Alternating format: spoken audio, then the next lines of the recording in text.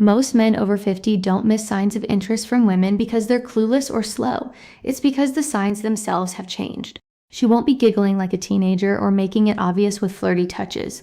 Instead, she might ask a soft, almost forgettable question, one that seems casual, harmless even, but actually opens a door. If you don't recognize it and step through, that door shuts quietly and the moment passes. You walk away thinking you had a pleasant chat. She walks away thinking, guess he wasn't into me. You didn't say anything wrong. You just didn't say what mattered. You didn't recognize the question beneath the question. And that's what this video is really about. Those hidden moments when a woman is making a move, just not in the way most men are trained to spot. Because when she's interested, she won't declare it. She'll gently test the waters with the questions wrapped in curiosity and care. But let's start with one of the most common but most misunderstood questions a woman will ask when she's interested. How old are you really? Now, on the surface, it seems harmless, even playful. But when a woman leans in and asks that, she isn't asking to check your ID. She already knows you're not 30. She's not interested in your birth year. She's interested in how you wear your age, whether you carry it like it's something to be ashamed of, or like it's something that's made you richer, deeper, wiser. If you squirm or deflect, try to make a joke, or worse, act like it's a trick question she notices, because she's not asking for a number, she's asking for your confidence. A man who says old enough to know what matters, young enough to enjoy it, or smiles and says, you want the number, the attitude is speaking from a place of grounded assurance. He's not trying to be younger, he's owning who he is, and that's magnetic. I remember Rick, sharp guy, 64, stylish, divorced, told me about this woman he met in a jazz lounge downtown. After a bit of friendly conversation, she leaned in and said it, how old are you really? Rick, trying to be witty, shot back, too old for you.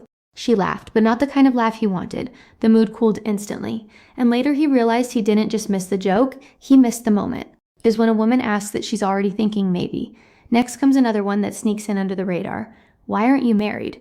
It might sound nosy or judgmental at first, but it isn't an interrogation. It's curiosity laced with something more.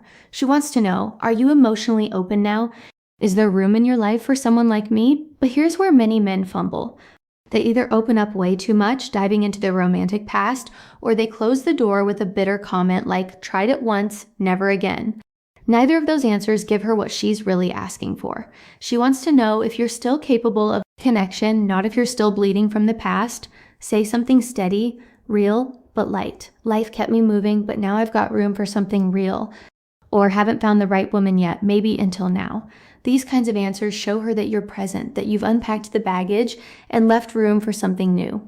Take Gerald, for example. He's 67, good with his hands, quiet, gentle, met a woman in a community garden. They got to talking, just tomatoes at first. Then one day she asked him softly, so how come you're not married? Gerald panicked and mumbled something about how things just didn't work out. The next week she stopped showing up. And later he told me, I didn't realize she was asking because she was thinking about us. That's how these questions land. Light on the surface, deep underneath. Another one that catches men off guard. Do you date younger women? Some men puff up their chest and treat it like a compliment. Others get defensive, brushing it off with self-deprecation. But she's not looking for bravado or punchline. She's asking if you could see her not as a friend, but as a potential partner. She wants to know if your connection with her matters more than her age. It's not about numbers, it's about presence. Avoid the cliches. Don't list your type or make it sound like she's just the next in a series. Say something like, I don't really date by age. I connect based on energy. Or what matters to me is how a woman makes me feel, not the date on her birth certificate. That shows maturity, that shows depth. And more importantly, it makes her feel like she matters in this moment. Not because she's younger, but because something's clicking between you. Arcus 59, well-dressed, great conversationalist, once told me about meeting a woman in a bookstore. They hit it off instantly.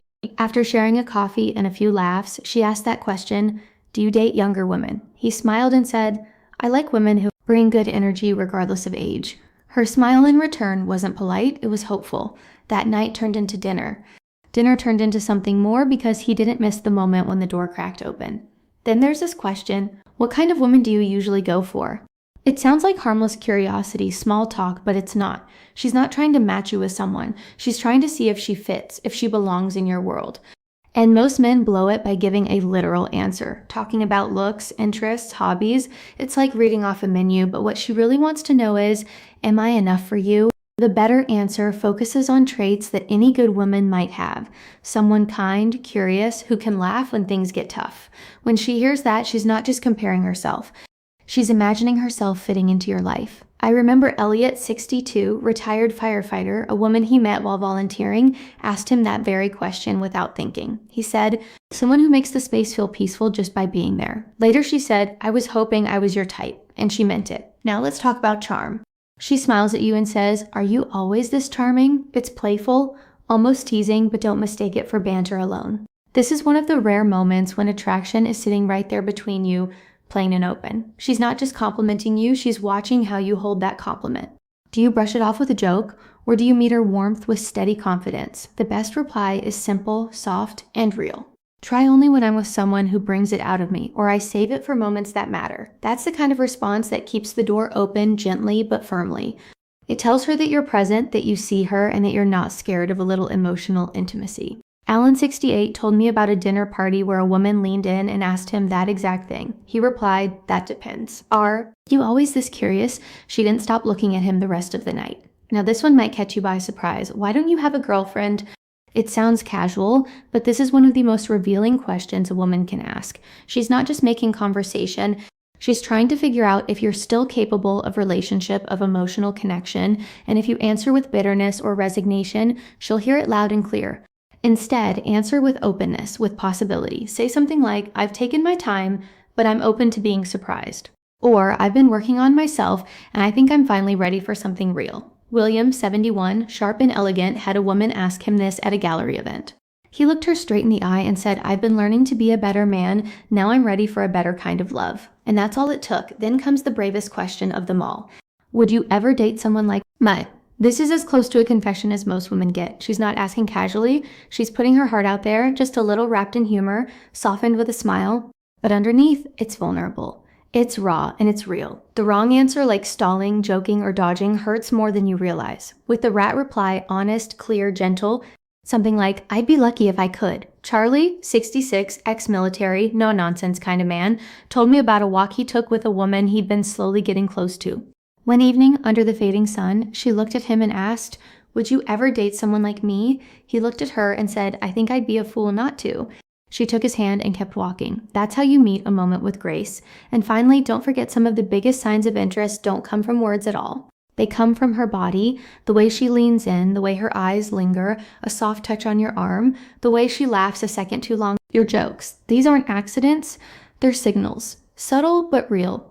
Daniel, 70 widow, told me about a woman in his film club. She used to sit closer, touch his hand during jokes. He thought it was nothing until she stopped, and when that quiet warmth disappeared, he finally realized she had been waiting for him to notice. But the moment had passed. That's how nonverbal attraction works. It's silent, but it's powerful, and if you're not paying attention, it vanishes before you know what you missed. So here's the truth. After 50, attraction doesn't shout, it whispers. It asks soft questions, it leans in with a smile, and when it does, your job isn't to perform, it's to notice, to show up, to meet her with honesty and warmth, not cleverness. And when you do, everything changes. Because you're not just another man, you're the man who makes her feel seen. And if this message spoke to something inside you, don't just think about it, subscribe, like, and tap that bell so we can keep bringing real conversations to men like you. Men who still have something powerful to give.